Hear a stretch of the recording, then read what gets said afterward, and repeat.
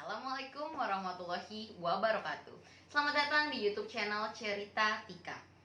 Kali ini gue akan bercerita tentang pembunuhan sadis yang menewaskan dua balita di Baja, California, Meksiko. Siapa yang tidak ingin menikah dengan seorang pria yang sangat tampan, bertanggung jawab, dan juga taat agama? Sosok ini begitu terlihat pada seorang Matthew Tyler Coleman. Matthew Tyler Coleman adalah seorang pria yang lahir di Santa Barbara pada tahun 1981.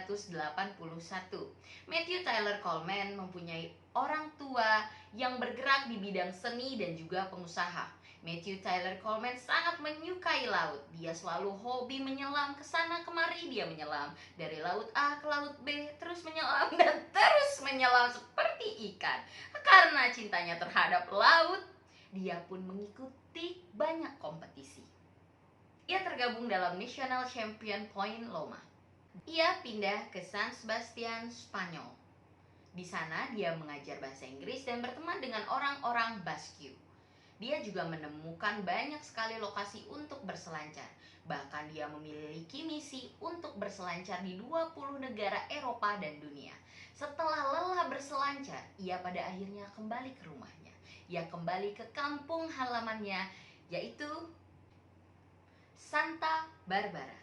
Di sana dia juga kembali meneruskan pendidikannya dan pada tahun 2009 dia mendapatkan gelar masternya dari Universitas California Santa Barbara. Di sana dia mengajar di sekolah menengah dan mengajar tim selancar. Pada tahun yang sama dia juga berkenalan dengan wanita yang sangat cantik. Bukan saya, tapi Abigail Dogsma. Setelah menjalin hubungan yang begitu lama dengan Abigail Dogsma, pada tahun 2011 Matthew dan Abigail memutuskan untuk mendirikan sebuah perusahaan yang bernama Love Water Surf Company. Perusahaan ini mengelola sekolah berselancar di Santa Barbara, California. Lalu, dengan hubungan yang begitu panjang, akhirnya diajak nikah juga sama Matthew pada tahun 2017. 1 tahun kemudian, yaitu pada tahun 2018, Matthew dan Abigail dikaruniai seorang anak yang sangat tampan bernama Kaleo Sky Coleman. Lalu pada tahun 2020 mereka kembali dikaruniai seorang anak yang sangat cantik bernama Roxy Rain Coleman. Mereka adalah keluarga yang sangat bahagia. Itulah yang tampak dari postingan yang dikirim oleh Matthew Tyler Coleman di Instagramnya. Ia kerap kali memberikan caption-caption yang menunjukkan bahwa mereka adalah keluarga yang bahagia. Namun tampaknya hal ini perlu dipertanyakan kembali.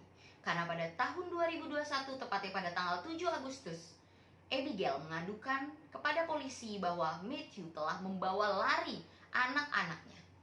Namun sayangnya ketika dia melapor ke polisi, polisi mengatakan untuk bersabar. Lalu Abigail pun menuruti polisi. Ia bersabar, tapi hatinya tidak pernah tenang. Ia berpikir, di mana ya anakku? Di mana ya suamiku? Dia mencoba berpikir, mungkinkah di sini, mungkinkah di sana? Akhirnya Abigail menemukan cara agar dapat mengetahui di mana suaminya. Setelah capek searching ke sana kemari dan nanya ke sana kemari, dia ingat bahwa suaminya memakai HP yang bisa dilacak. Dengan menggunakan aplikasi Find My Phone, dia dapat mengetahui di mana suaminya. Dan ketika dia lacak, ternyata suaminya sudah 60 miles away. Sudah jauh sekali dari rumah, sekitar 140 km. Kalau misalnya di Indonesia itu sekitar dari Jakarta ke Bandung.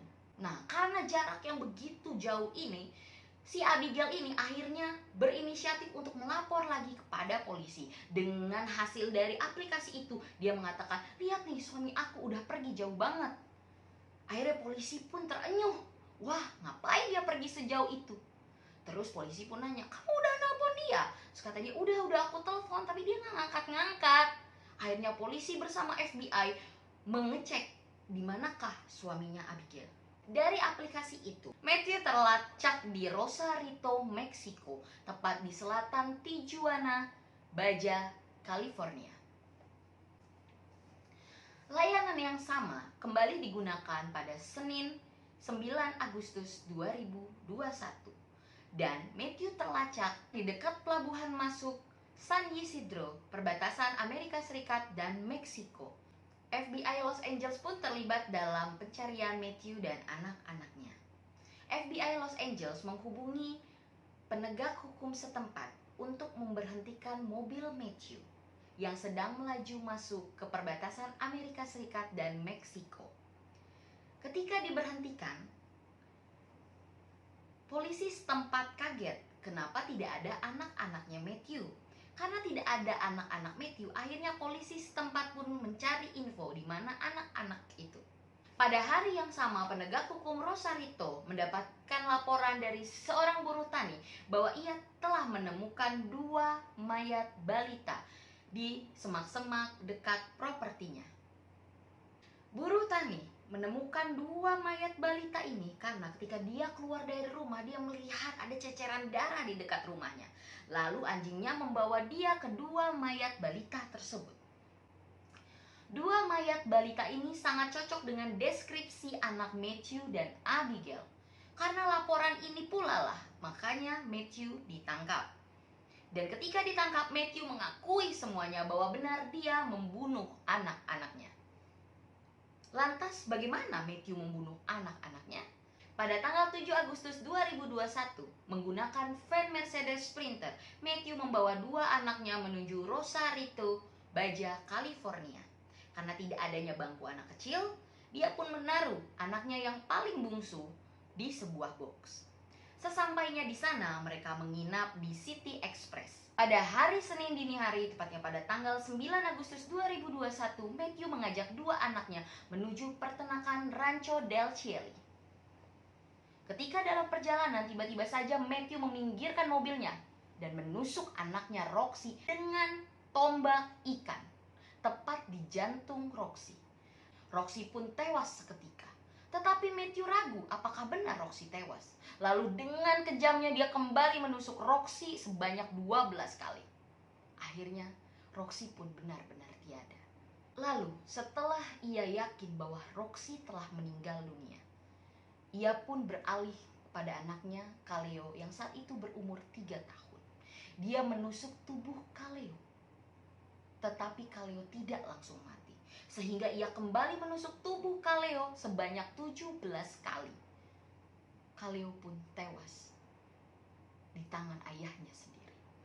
Kemudian dia membawa tubuh Roxy dan Kaleo sejauh 30 yard dari tempat pembunuhan dan membuang tubuh Roxy dan Kaleo di semak-semak. Setelah membuang tubuh Roxy dan Kaleo di semak-semak, Matthew mengendarai mobilnya beberapa miles dari tempat kejadian dan membuang alat pembunuhan tadi serta baju yang penuh darah di tempat sampah dekat sungai. Ketika ditangkap, Matthew berkata bahwa dia memang harus membunuh anak-anaknya sebab dia tidak mau anak-anaknya menjadi penghancur dunia. Kenapa dia begitu takut anaknya menjadi penghancur dunia? Ternyata pikiran Matthew telah terkontaminasi dengan teori konspirasi QAnon dan teori konspirasi Illuminati.